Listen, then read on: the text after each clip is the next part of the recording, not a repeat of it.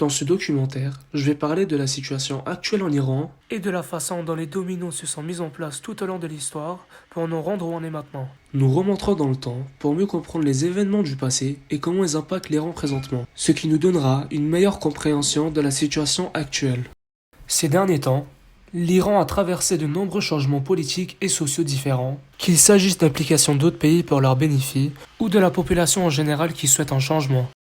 Le premier domino qui est tombé et qui a tout mis en vigueur doit être le renversement du premier ministre Mossadegh. Nommé le premier ministre en 1951, Mohamed Mossadegh ne voulait que le meilleur pour son pays. Il était un fonctionnaire loyal et avait de nombreuses idées lucratives, comme la nationalisation du pétrole iranien au profit du pays. Mais, seulement 2 ans après la nationalisation du pétrole, Mossadegh a été évincé et il a immédiatement été remplacé par le Shah d'Iran, qui avait été exilé quelques jours plus tôt pour un coup d'État raté contre Mossadegh. Le 19 août 1953, la Central Intelligence Agency des États-Unis a orchestré un coup d'État qui a réussi à renverser le gouvernement Mossadegh. Les Britanniques et les Américains ont envahi la politique et le bien-être de l'Iran pour le gain de leur propre économie et ont remplacé le très apprécié Mossadegh par un dirigeant fantoche, le Shah. Le Shah, Mohammad Reza Pahlavi, a été le chef de l'Iran pendant 26 ans. En 1953 à 1979. Il a apporté une grande partie de la culture occidentale en Iran, comme leurs vêtements et leurs habitudes de vie, et il a toujours été largement vu et reconnu comme le dirigeant fantoche et un esclave pour l'Ouest. Il a gagné sa place en tant que dirigeant avec l'aide des États-Unis, mais une grande partie de la population ne l'a pas respecté et ne l'a jamais accepté en tant que leur dirigeant, car il a remplacé le très aimé et respecté Mossadegh, qui a plu à une grande partie de la population. Le soutien de l'Occident, en particulier des États-Unis, est acquis par le dirigeant qui procède en 1954 à la signature d'un nouvel accord avec des compagnies pétrolières étrangères, laissant ainsi une fois de plus l'Occident exploiter les richesses de l'Iran. Le régime du Shah était considéré comme un régime oppressif, brutal, corrompu et somptueux par certaines classes de la société à cette époque. La population souffrait également de certaines défaillances fonctionnelles de base qui entraînaient des goulots d'étranglement économique, des pénuries et de l'inflation, mais la plupart du temps, l'économie iranienne était florissante et elle était perçue comme un des pays les plus socialement justes du Moyen-Orient. De plus, les gens étaient contre l'impérialisme et n'aimaient pas la façon dont le Shah menait un style de vie aussi somptueux alors qu'il y avait des gens qui luttaient financièrement. La majorité de la population pensait qu'il détruisait la culture iranienne avec son état d'esprit occidental et des personnalités religieuses telles que l'ayatollah Khomeini détestaient cela. Prenons l'exemple sur les femmes. Le Shah donnait énormément de liberté aux femmes et c'était très mal vu par la majorité de la population puisqu'ils étaient la majorité des musulmans. L'ayatollah Khomeini parlait souvent contre le Shah jusqu'à ce qu'il soit exilé du pays par le Shah lui-même, mais l'ayatollah avait déjà allumé un feu dans le cœur des gens et de nombreuses personnes se sont mis dans la rue à manifester contre le Shah et son régime qu'ils pensaient oppressif. Même les pays occidentaux ont diminué leur soutien au Shah en 1973, après que le Shah a soutenu les augmentations des prix du pétrole de l'OPEP, qui ont de nouveau fortement impacté l'Occident et déclenché une crise pétrolière. Après des semaines et des semaines de manifestations contre le Shah, le peuple a obtenu ce qu'il voulait, et les loyalistes du Shah ont été submergés, et le Shah lui-même a fui le pays et plus tard a été exilé, cette fois pour de bon. Les gens avaient réagi par frustration et par haine, et n'avaient pas réfléchi aux conséquences qui y pourraient suivre.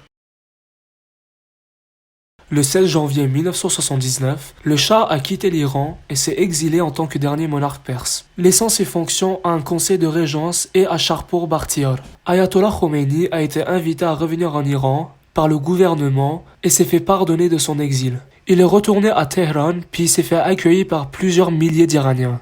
Le règne royal s'est fait effondrer peu de temps après, et le 1er avril 1979, le peuple iranien a voté lors d'un référendum national pour devenir une république islamique et formuler et approuver une nouvelle constitution théocratique républicaine par laquelle Khomeini est devenu le chef suprême du pays en décembre 1979. Khomeini a promis beaucoup de choses au peuple iranien, comme une voiture pour chaque personne, plus d'emplois, un pays fort économiquement et opposant dur contre les États-Unis. Mais il a omis de mentionner tous les actes d'oppression qu'il imposerait plus tard au peuple iranien.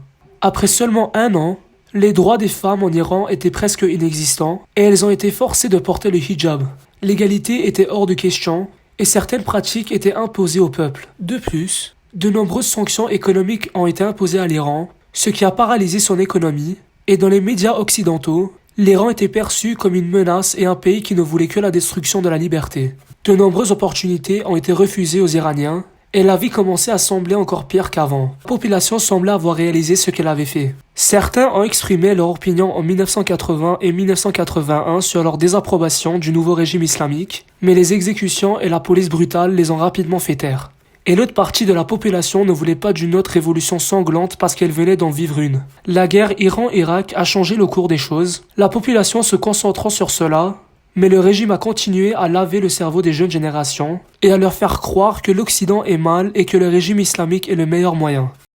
En début 2010, sous le contrôle du gouvernement Khamenei, il y a eu les premières vraies manifestations contre le régime qui se sont soldées par le sang. Peu à peu, année après année, les manifestations ont été de plus en plus intenses. Le monde entier a vu les brutalités et les atrocités que le régime islamique faisait subir à son propre peuple pour conserver son pouvoir. Les gens dans le gouvernement s'enrichissent de jour en jour et les sanctions ne font pas mal à leur poche. Mais la population souffre énormément davantage à cause des sanctions sévères imposées par la communauté internationale. Le peuple appelle au changement à des élections justes avec un dirigeant progressiste, mais le gouvernement veut garder leur pouvoir et s'enrichir.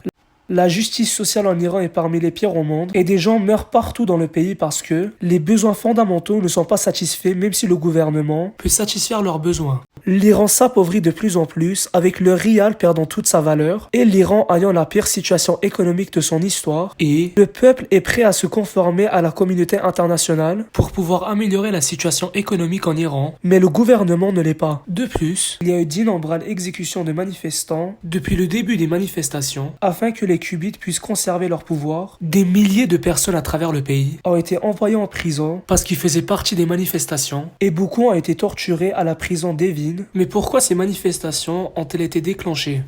Elles ont été déclenchées par la mort d'une jeune femme iranienne appelée Mahsa Amini qui a tant enduré comme toutes les femmes iraniennes. Et elle s'est fait battue par la police parce qu'elle ne portait pas sa voile correctement. Et malheureusement, elle a plus tard perdu sa vie à l'hôpital à cause des blessures subies. Sa mort tragique a déclenché le mouvement de Femmes, Vie, Liberté, et cela semble être des mots simples et des besoins de base, mais c'est quelque chose pour lequel le peuple iranien se bat. De nombreuses vies ont été perdues et les gens sont à nouveau remplis de haine. Ils sont fatigués, affamés et veulent du changement. Ils en ont assez des mensonges et veulent des droits humains fondamentaux. La manifestation de cette année a été la manifestation la plus longue et la plus meurtrière depuis la révolution en 1979 en Iran. Et comme les manifestants en 1979, les jeunes de nos jours ont envahi les rues à la recherche d'un meilleur avenir. En 70 ans, la population iranienne n'a pas pu se reposer correctement et lasse de souffrir. En 79, leur phrase célèbre était Esterlal Azadi Jumhuriye Islami, qui signifie indépendance, liberté et république islamique. Mais aujourd'hui, nous disons Zan Zendegi Azadi, qui signifie femme, vie, liberté. Et nous espérons que ces manifestations conduiront à quelque chose de plus grand et pourront donner une meilleure vie aux futures générations à venir, mais aussi amener un leader capable qui met l'Iran avant tout et veut le bien pour son pays, pour plaire au peuple iranien et aider l'Iran à atteindre son plein potentiel en devenant un pays prospère.